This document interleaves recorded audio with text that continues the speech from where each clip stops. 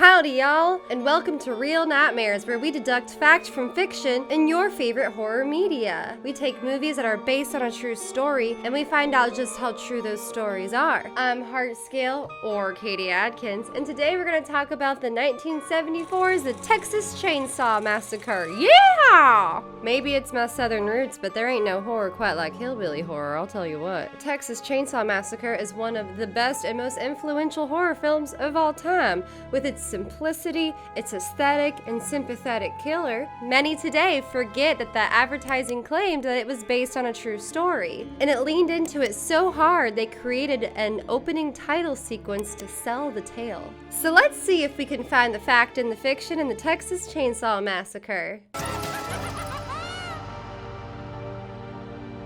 The film which you are about to see is an account of the tragedy which befell a group of 5 youths. The events of that day were to lead to the discovery of one of the most bizarre crimes in the Texas Chainsaw Massacre, August 18, 1973. Listening to a macabre radio news report about an ongoing grave robbing case where pieces of corpses are going missing and others found in unique displays, our 5 youngsters, Sally and Franklin Hardesty, Jerry, Kirk, and Pam drive through rural Texas discussing whether or not Saturn in retrograde will turn their lives for the worst while they go to visit Sally and Franklin's grandpappy's grave to make sure it didn't get hit by the grave robbers. When malefic planets are in retrograde and Saturn's malefic, okay, their malefice is increased. Luckily, I'm an astrology girly, and they are both correct and incorrect about Saturn in retrograde. You see, Saturn is the planet of pain and suffering, but it is also the planet of fortitude and perseverance. All things you will see happen in this movie. When Saturn is in retrograde, it invites you to peel your skin back.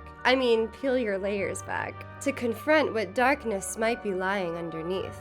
Confront parts of yourself, the parts of yourself that make you feel uncomfortable, but are an undeniable truth about who you really are at your core. Some of us call it our demons. Saturn in retrograde wants you to claim those demons before those deep, dark parts of yourself become so dismembered and grow out of control on their own. Before your demons rip you apart from the inside, piece by piece. If you manage to not be swallowed by your doubts, your fears, and your darker self during this time, you will be rewarded. Saturn will reward you with perseverance and fortitude you need to move forward and survive. That'll be all right. Hey, read Sally. She's Capricorn. Oh no, Capricorn's ruled by Saturn. That is correct. Capricorn is ruled by Saturn. That does not make Capricorn an evil sign. So when Saturn goes into retrograde, it's high time for Capricorns to really get focused and disciplined. We learned about Franklin's horoscope too. The upsetting persons around you could make this a disturbing and unpredictable day. The events in the world are not doing much either to cheer one up. After confirming their granddaddy was not dug up, they leave and pass by the old slaughterhouse where Grandpa used to sell his cattle. And that's when they spot the hitchhiker. Oh, he's weird looking. No! Turns out, the hitchhiker and his family used to work at the old slaughterhouse their grandpa sold his cattle to, and to hear the tragic news that capitalism destroyed this poor man's family business. The hitchhiking experience goes about exactly as Dateline would report.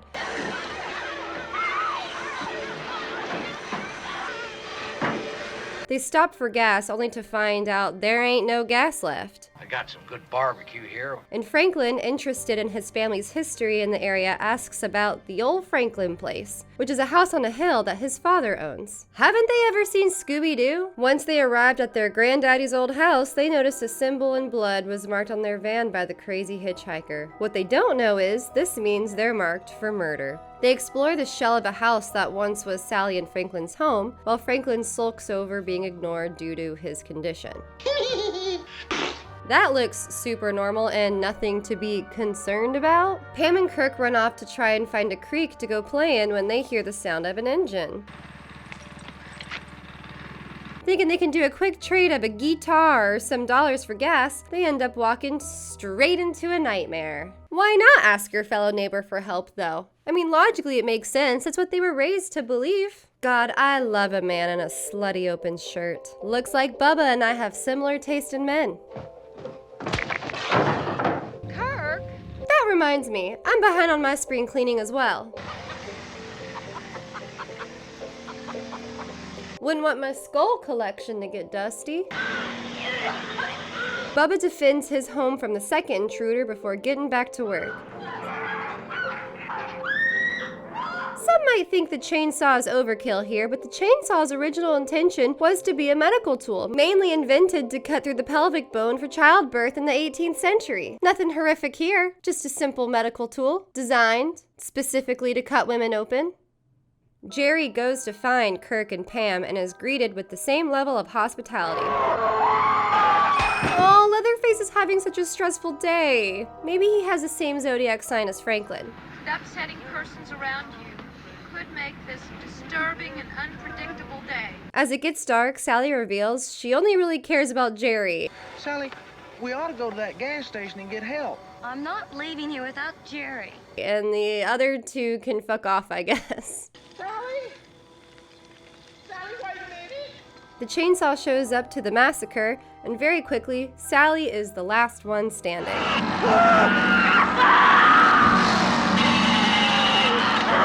Running to basically a propped up corpse for help, she realizes she has very few allies in this situation. Maybe if she stopped screaming, Big Boy here couldn't keep pinpointing her location.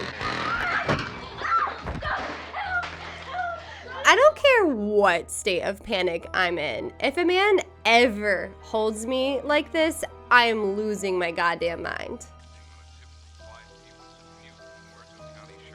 We arrive at the twist that the gas station owner is in on whatever is happening out here, overpowers Sally with a broom, and ties her up and takes her to a nice family dinner party.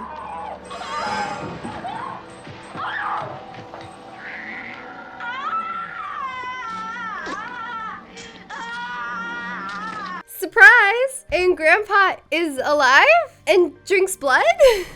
Whole family of Draculas. They have a nice sing-along over some bratwurst, and they have a very merry unbirthday to Sally. She takes in the beautiful home decor. I love when people don't waste and they reuse and recycle. You know, waste is destroying our planet. It's nice to see folks so thoughtful of the environment. It's Grandpa's turn to take a whack, and apparently he's the best killer the slaughterhouse had ever seen. But it looks like Grandpappy's glory days are over. Sally gets an opening and takes her chance.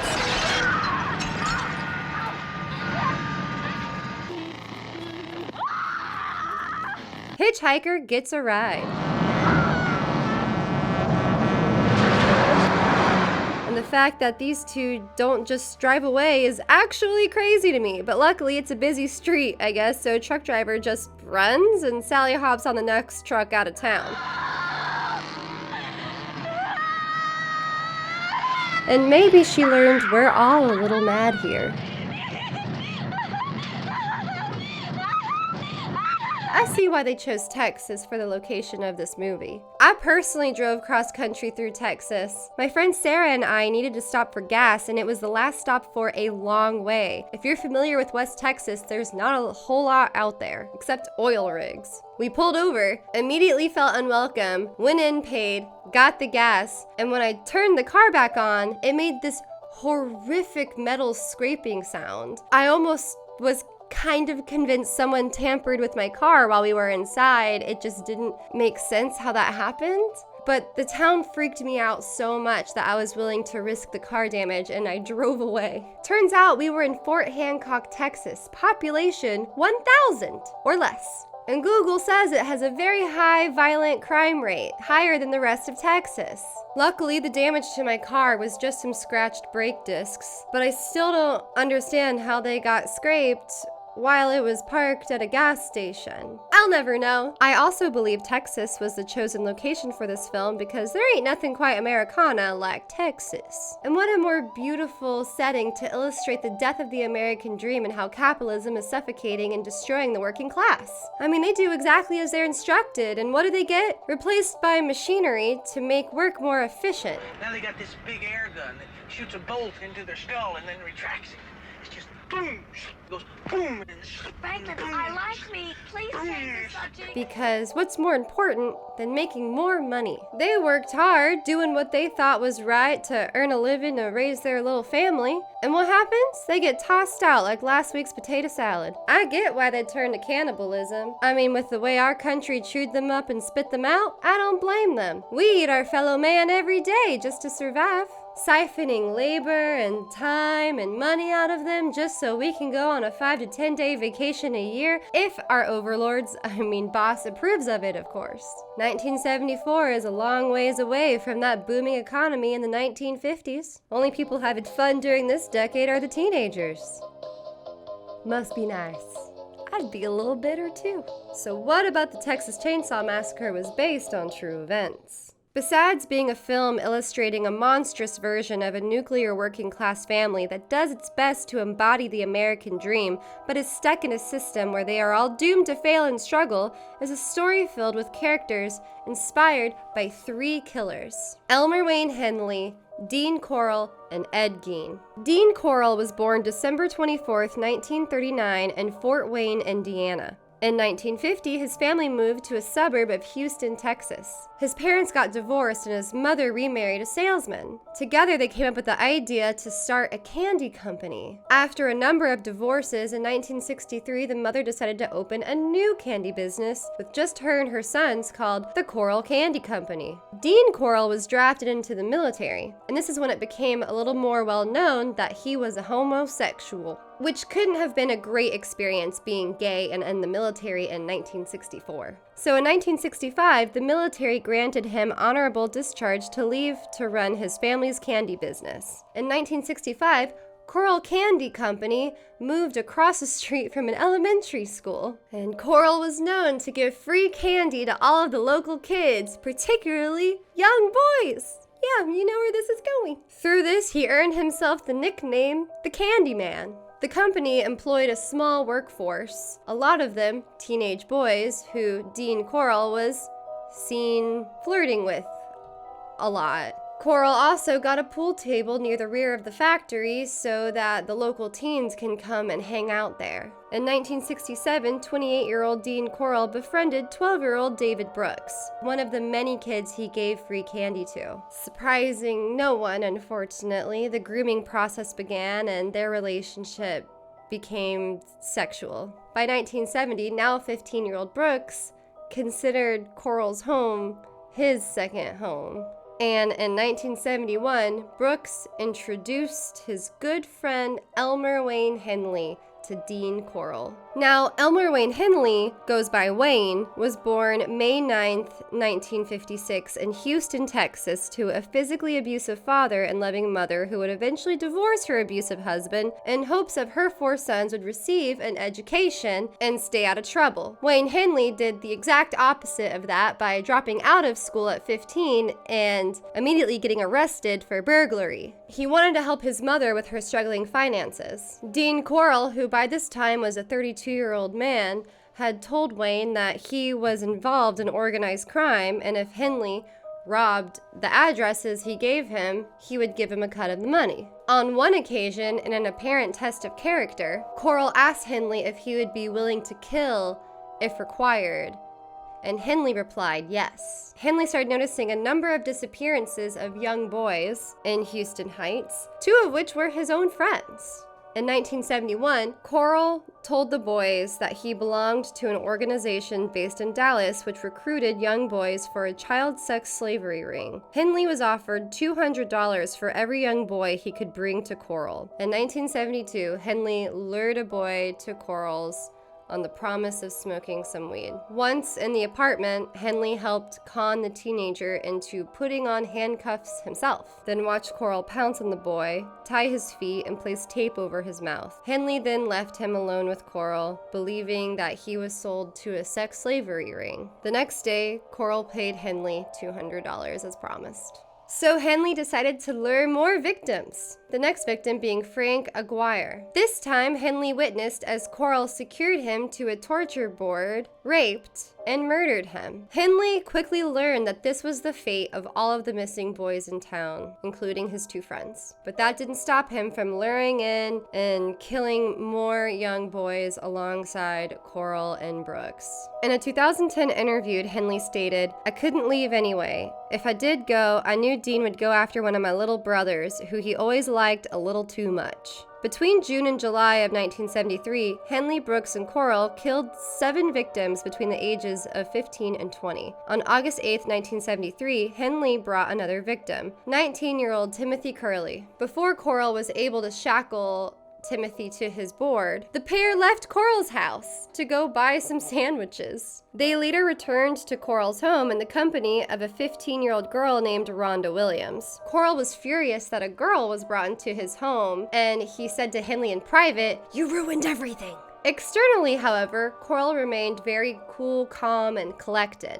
He waited until Henley and the other teenagers fell asleep, drunk and high. Henley woke up to being bound and gagged, with Rhonda and Timothy already bound and gagged on the floor next to him. Coral then dragged Henley by his cuffed hands into the kitchen and placed a .22 caliber pistol against his stomach, threatening to shoot him. Henley pleaded for his life, saying he would participate in the assault and murder of the other 2 if he just let him go. Coral agreed, and he uncuffed Henley. He then carried the other 2 into the bedroom, where he secured Rhonda on her back and Timothy on his stomach. He set the pistol down on the table, and it was at this point, after Timothy was being assaulted, Henley started cutting away at her clothes, and she literally lifted her head and said, "Is this for real?" Henley said, "Yeah." Rhonda looked to Henley and said, "Are you gonna do anything about this?" And he decided he was gonna do something about it. He grabbed the gun that Coral had set down, and he turned it on Coral. Even with a gun pointed at him, Coral didn't cower. He walked toward Henley shouting, "Kill me, Wayne! Kill me! You won't do it!" Then shot him, hitting him in the forehead, and then shot him a few more times until he was very much dead. He then released the other 2 and called the police. He confessed about his participation in the Huston mass murders. Between 1970 and 1973, Coral had killed a minimum of 28 boys, all of them aged between 13 and 20. So what caught Tobe Hooper's attention, as well as the nation's attention, was the news coverage for this crime. Jack Cato, a reporter for Houston's NBC television affiliate KPRC-TV, accompanied Henley and police as Henley led them to the storage shed where he and Coral had buried some of the murder victims' bodies. Cato allowed Henley the use of his mobile radio telephone to call Henley's mother. "Mama, Who's this? it's Wayne. Yes, this is Mama, baby. Mama, Huh? I killed Dean. Wayne? Ma'am? What you doing? Yes. Oh, God. The footage played several times on KPRC-TV's local news and was picked up for nationwide broadcast by NBC Nightly News that evening. This news broadcast was part of Hooper's inspiration for the killers in the Texas Chainsaw Massacre. David Brooks was sentenced to life in prison, where he died in 2020 of COVID. Elmer Wayne Henley was sentenced to 6 life sentences and is up for parole next year in 2025. He is 69 years old.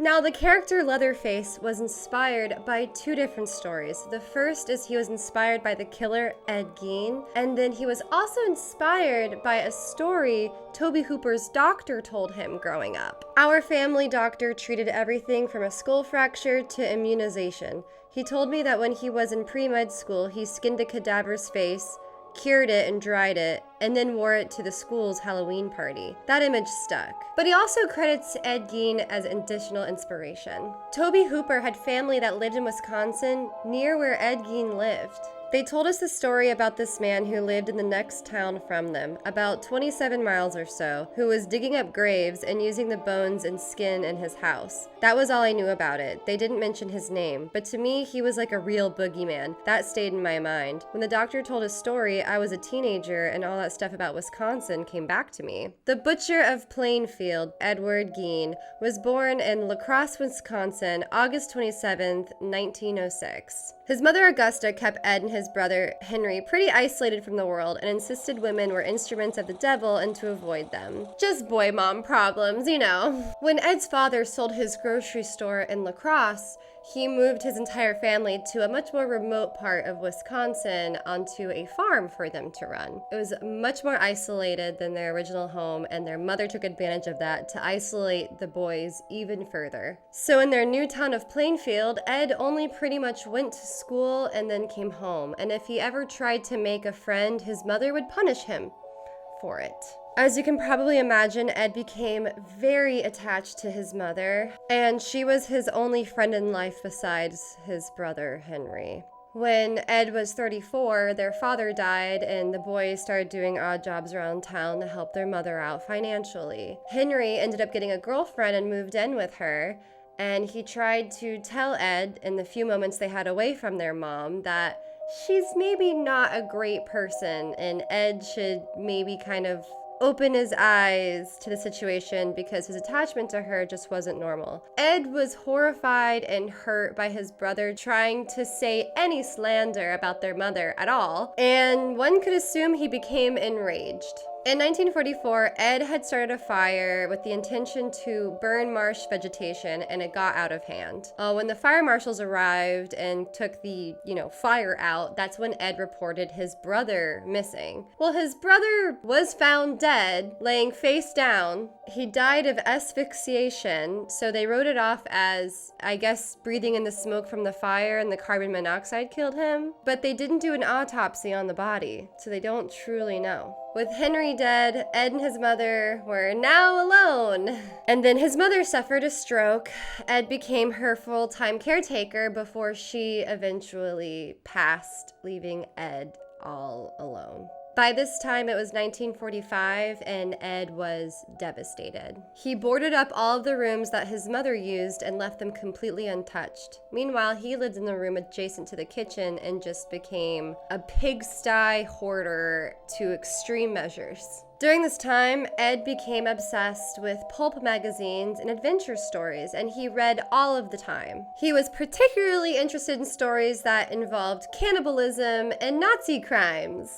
He had a particular interest in Nazi Marguerite Elise Kohler. She was known to take tattooed prisoners and skin them and use their skin to make decorative items like lamps. November of 1957, 58-year-old Bernice Worden goes missing. She owned a hardware store, and her store truck was last seen leaving from the back of the store that morning at 9:30 a.m. Worden's son, who was the deputy sheriff Frank Worden, went into his mother's store that late afternoon to discover the cash register open and blood everywhere. Frank told investigators that Ed Gein was in his mother's store that morning to buy a gallon of antifreeze, and that was the last receipt his mother ever wrote. Ed was arrested immediately, and the county sheriff's department conducted a search on his property. What they found was a house full of horrors beyond any of their imagination. First, they found Bernice Worden's decapitated body hung upside down with a crossbar at her feet, wrists tied up with rope. Her gut was cut out and emptied similarly to the way you would dress a deer. For any of you familiar with hunting, which I unfortunately am. I've never done it, but I grew up around some people who did, and I very much did not ever like or enjoy it, and I have seen a deer being dressed before, so just throw that in the childhood vault. She had been shot with a rifle, and luckily the mutations happened after death. There were no signs of torture, just murder, and then mutilation. But that was just the first thing they found.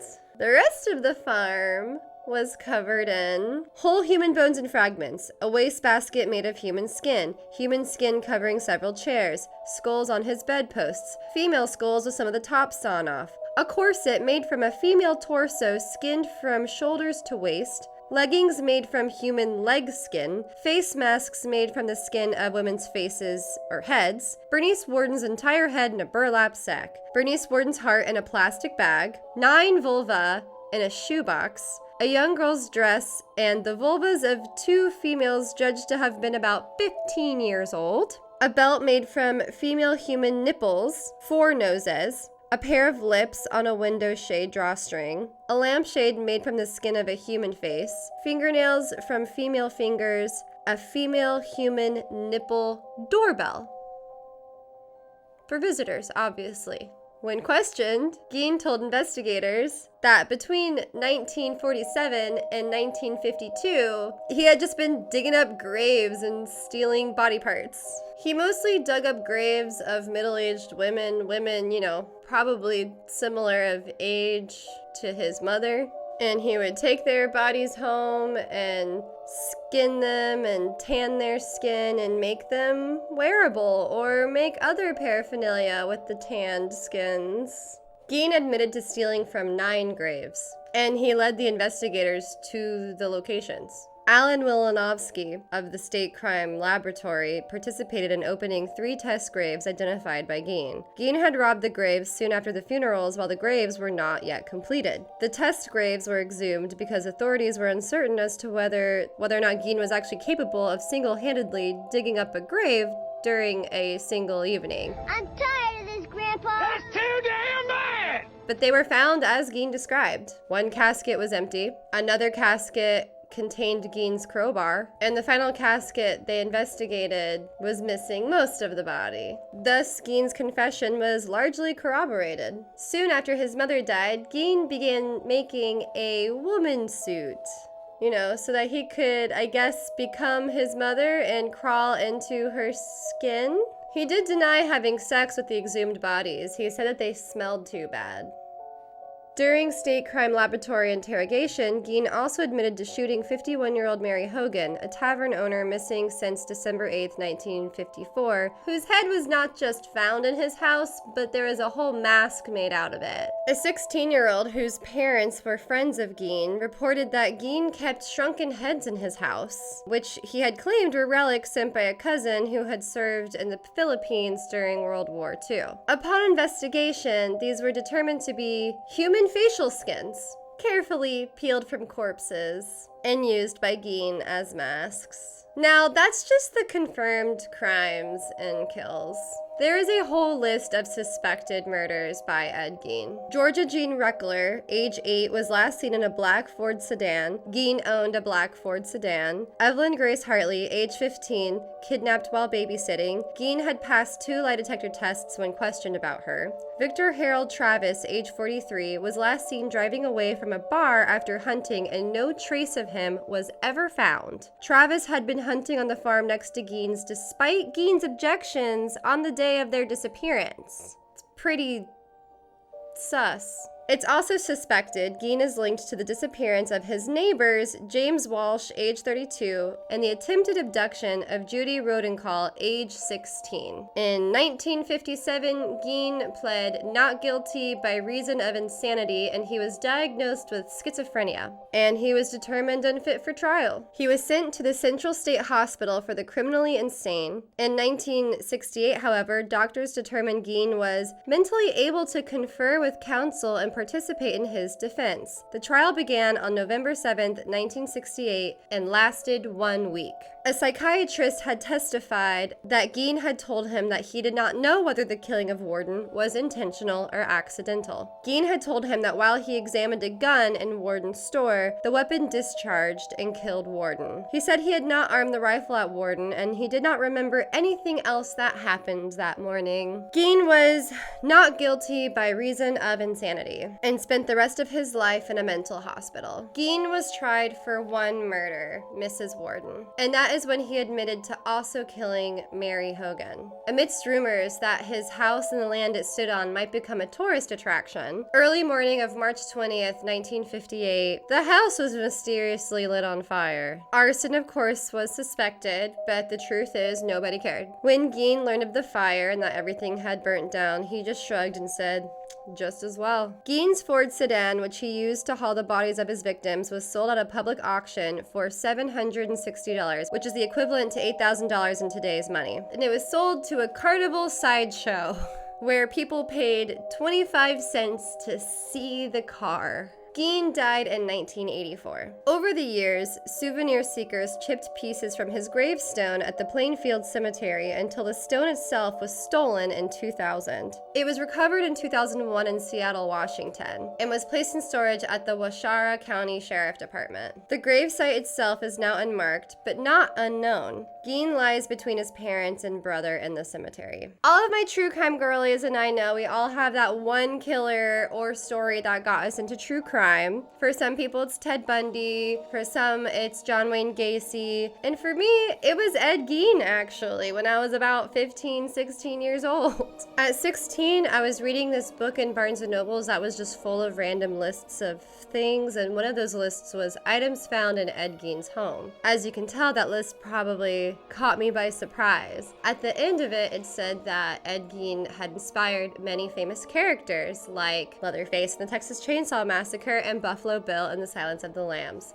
The Silence of the Lambs was actually one of my favorite movies at that time. I still love it, but I was like really into it at the time. So that actually inspired me to watch the Texas Chainsaw Massacre because I was just so fascinated by this guy and how he had inspired so many beloved movies and characters. Between this and watching the 2005 movie Capote when it had come out, which was all about the book In Cold Blood by Truman Capote, the first true crime reprinted in fiction, I became fascinated with not just true crime, but also the movies and media based on them. I hope you enjoyed this episode of Real Nightmares.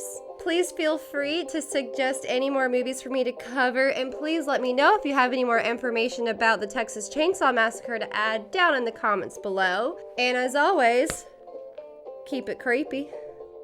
It's good enough, it's good enough, it's good enough, it's good enough, it's good enough, it's good enough, it's good enough, it's good enough. I hope it's good enough. I hope everyone likes it.